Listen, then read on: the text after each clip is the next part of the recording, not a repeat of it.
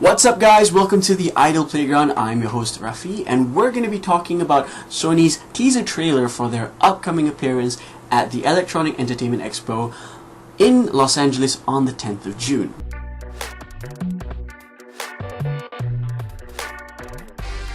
Now, first things first, what did we actually see in the trailer? We saw snippets of games, we saw snippets of the PlayStation 3 hardware, we saw snippets of the Vita hardware, we saw a lot of the PS4 controller, and well, that was basically it. And of course some words and letters, which we're gonna go into in a moment. First thing up was the PS3, the PlayStation 3. Naturally, that is still a massive part of Sony's PlayStation strategy, and it's the gaming experience with Sony. Hopefully, we're gonna see more information about games like Gran Turismo 6. A game that I am really excited about. I have bought every single Gran Turismo that has ever been made. I even bought a driving wheel just for Gran Turismo. I use it with no other game other than Gran Turismo.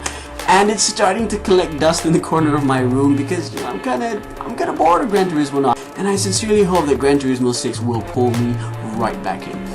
You can expect Kazunori Yamauchi to be up on stage front and center talking about the number of polygons that the cars have this time around. Obviously it's going to be more than the last one because that's how it is with us guys, the bigger the better, right? There's also going to be new IPs for the PlayStation Vita, a system which I hope is not going to die anytime soon. It's a lovely piece of kit. I've held one, it's amazing, and I actually hope to own one day, but the problem is, of course, it's a bit too expensive for a gamer like me here in Malaysia, and maybe hopefully they'll announce a price drop, and some new software to go with it, maybe some bundles of good games and whatnot, and fingers crossed that's what we're gonna see. But the big one that everybody is waiting for, and that is of course the reveal of the PlayStation 4 console, the actual hardware. Here's to hoping that they do a much better job of it than Microsoft did, with their Xbox One VCR player. We're not going to be disappointed by it regardless. I'm a massive fan of the PlayStation experience. I've owned PlayStation consoles ever since the first one,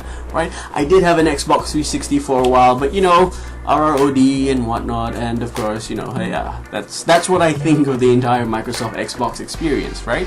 That's not denying the fact that the Xbox is a great piece of kit, but this is what we're all waiting for. We're waiting for the PlayStation 4. There is a danger here that the PlayStation 4 hardware is going to overshadow the entire conference, and nobody's going to care about the games. Nobody's going to care about it enough, in comparison to the obsession that we currently have with the PlayStation 4 and what it could possibly look like. All we could tell from Sony's teaser video from a couple of weeks ago, just before the Xbox One was revealed, that it's going to be a square. That's about it. And we've seen all of these grooves and slats and everything, and it looks like a cross between, a high-tech toaster that Darth Vader might own with Bang & Olufsen hi-fi equipment. So, onto the games that were shown in the trailer. We saw bits of Mark Cerny's Knack, right, which is a game that he'll be directing, and if you don't know, he's the lead system architect for the PlayStation 4 system. We saw bits and pieces of Epic Games' Unreal demo, the Elemental Knight. Now, the Unreal Engine is going to be a massive and integral part of the next-gen game-playing experience. So, Watch Dogs, another, IP that looks really good, that looks really exciting. It's a new take on the action-adventure genre and all that. Let's see how that goes. And PlayStation exclusives, Drive Club from Evolution Studios. Gotta see how that turns out. The inevitable comparisons with Gran Turismo 6 are going to be there, no matter what. When people think PlayStation racing games, they think Gran Turismo, and we're gonna have to see how Evolution Studios stacks up to Kazunori Yamauchi-san's, presentation on Gran Turismo. Obviously, the other major IP that was shown inside the trailer was KillZone, right? Another game that completely blew me away during the PlayStation 4 reveal in February. Gonna see some more details about that. And Sony, of course, have made it clear that they're gonna make this about games front and center.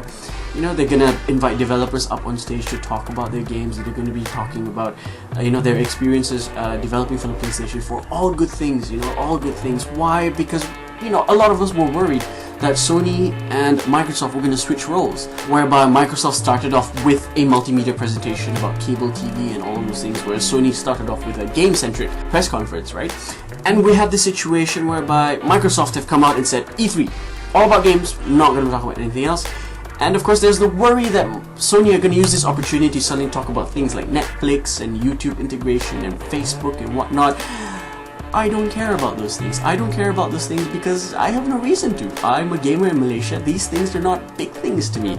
We don't have things like cable TV integration and whatnot into our daily lives. Our cable TV boxes are our cable TV boxes.